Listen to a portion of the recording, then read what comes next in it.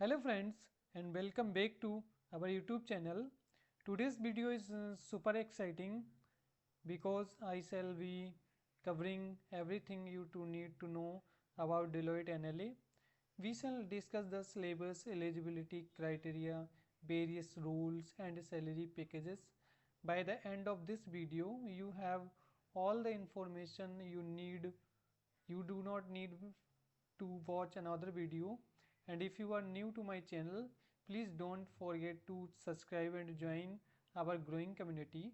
If you find this video valuable, make sure to like it and share it with your friends to help them as well. So without further delay, let's get started. First we discuss about what is the recruitment process. Deloitte NLA hires candidates in two ways. पहले तो Deloitte candidate को off campus और on campus दोनों तरीके से higher करती है। On campus में कुछ रजिस्टर्ड कॉलेज या जिन कॉलेज का डिलोइट के साथ टाई अप होता है, तो सबसे पहले तो वो वहाँ से कैंडिडेट को हायर करती है, और इसके बाद जनवरी के लास्ट में या फिर फरवरी के फर्स्ट वीक में डिलोइट एनएलए ऑफ कैंपस के लिए जॉब्स को निकालती है। तो ऑफ कैंपस में होने वाला क्या है, जो कि जनवरी के लास्ट में यदि आपके कॉलेज में डिलोइट एनएलए नहीं आ रहा है, मतलब डिलोइट कंपनी नहीं आ रही है, तो आपको ऑफ कैंपस के लिए प्रिपरेशन करना चाहिए, जो कि जनवरी के लास्ट में या फरवरी के फर्स्ट वीक में आती है। तो जब भी वैकेंसी निकलती है, सबसे पहले आपको रजिस्ट्रेशन करना पड़ता है जहाँ पे आपका जो रिज्यूमे है वो शॉर्ट लिस्ट होता है।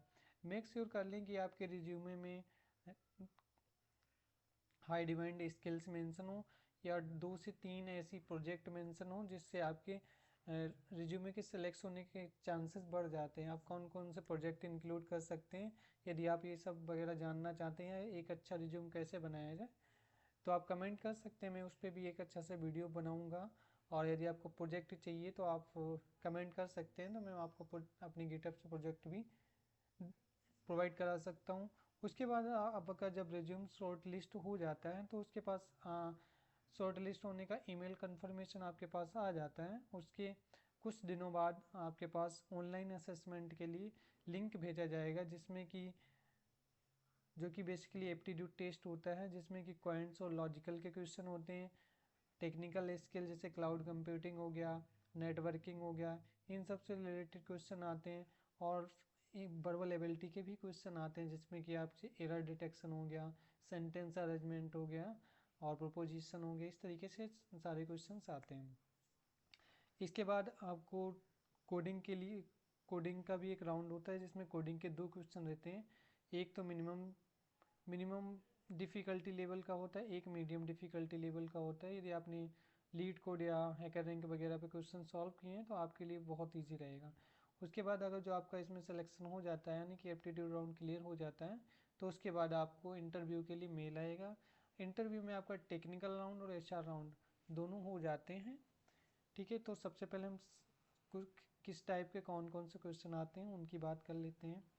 तो सिलेबस की बात करें तो क्वांट से बी 22 से लेके 24 तक क्वेश्चन आपसे पूछे जाते हैं, जिसमें आपका एलसीएम हो गया, ठीक है, टाइम एंड वर्क हो गया, बोर्ड्स वाले जो क्वेश्चन हो गए, और डिविजिबिलिटी रूल के जो क्वेश्चन हो गए, सिंप्लीफिकेशन के जो क्वेश्चन हो गए, ये सारे क्वेश्चन आते हैं। लॉजिकल रीजनिंग में आपके 10 से 12 क्वेश्चन आ जाते हैं, जिसमें सीटिंग अरेंजमेंट हो गया, ठीक है, और कोडिंग डिकोडिंग हो गया। इस तरह के जो जनरल टॉपिक होते हैं लॉजिकल रीजनिंग के, उनसे आप क्वेश्चन आते हैं। उसके बाद बल्बल रीजनिंग में वही आपका एरर डिटेक्शन वगैरह आता है। कंप्यूटर फंडामेंटल में आपसे नेटवर्किंग के क्वेश्चन पूछे जाते हैं, क्लाउड कंप्यूटिंग के क्वेश्चन पूछे जाते हैं, सिक्योरिटी के क्वेश्चन पूछे जाते हैं, और डाटाबेस मैनेजमेंट सिस्टम के भी क्वेश्चन रहते हैं। इसके बाद आपके कोडिंग क्वेश्चन होने वाले हैं 2, जिसमें बेसिकली अगर जो आपको एरे स्ट्रिंग वगैरह आता है तो अब बस मोस्टली एरे स्ट्रिंग से ही पूछा जाता है। इसके बाद अगर हम बात करें कि बीटेक और बीसी के लिए क्या क्या रूल्स हो सकते हैं, या बीसीएससी के लिए, तो उसके लिए हम डिलॉयट की साइट पे चलकर देखते हैं कि कौन कौन से रोल होते हैं। ओके, तो यहाँ हम डिलॉयट की साइट पे आ चुके हैं। जैसा कि आप लोग देख सकते हैं कि यहाँ पे जो डिलॉयट है वो इंजीनियरिंग हायरिंग करती है और अंडर ग्रेजुएट हायरिंग करती है। इंजीनियरिंग हायरिंग में क्या होता है, ये जो रोल्स निकालती है वो basically BE, BTech, ME, MTech और MCA कंप्यूटर साइंस वालों के लिए ये रोल्स निकालती है। इसमें आपकी जो जॉब प्रोफाइल होने वाली है वो एनालिस्ट ट्रेनिंग की आपकी जॉब प्रोफाइल होने वाली है। एलिजिबिलिटी एकेडमिक्स की बात कर लें तो the year of graduation should be 2024। यहाँ पे ये 2024 है क्योंकि ये पास्ट ईयर का डाटा अभी शो हो रहा है, लेकिन अभी कुछ दिनों में ये अपडेट हो जाएगा, तो यहाँ पे सिर्फ 2024 की जगह 2025 हो जाएगा। और इसके बाद ये सारी चीज़ें सेम रहने वाली हैं।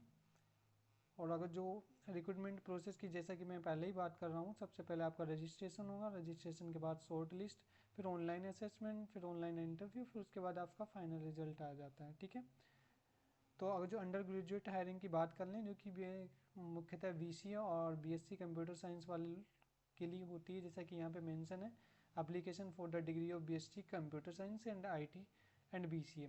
तो ये आपकी जो जॉब प्रोफाइल इसमें होने वाली है वो एसोसिएट एनालिस्ट की जॉब प्रोफाइल होने वाली है।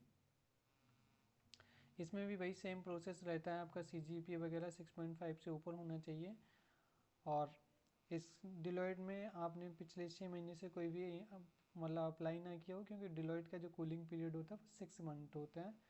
बाकी आपकी जो डिग्री है वो बैचलर ऑफ साइंस यानी कि BSc और bachelor of computer science computer application ये दोनों डिग्रियां यहाँ पे एलिजिबल हैं फॉर दिस रोल के लिए। और इसमें आपका जो सैलरी पैकेज होता है वो 3.8 LPA के अराउंड समथिंग होता है। इसमें भी वही सेम प्रोसेस रहता है। ठीक है, तो ऑल अबाउट ये मैंने आपको बता दिया कि कौन कौन से जॉब प्रोफाइल्स होती हैं और कब ये डिलॉयट हायर करती है। इसके अलावा मैं अभी डिलॉयट के जो प्रीवियस ईयर के पेपर्स होते हैं या किस टाइप के क्वेश्चन पूछे जाते हैं उसकी एक प्लेलिस्ट बनाने वाला हूँ, तो आपको चैनल पे कुछ दिनों बाद उस प्लेलिस्ट भी मिल जाएगी, जहाँ से आप ये एक तरीके से अंदाज़ा लगा सकते हैं कि किस टाइप के क्वेश्चन डिलॉयट में पूछे जाते हैं। I hope this video is something valuable for you. If you feel that this video is valuable, please like, share and subscribe this video.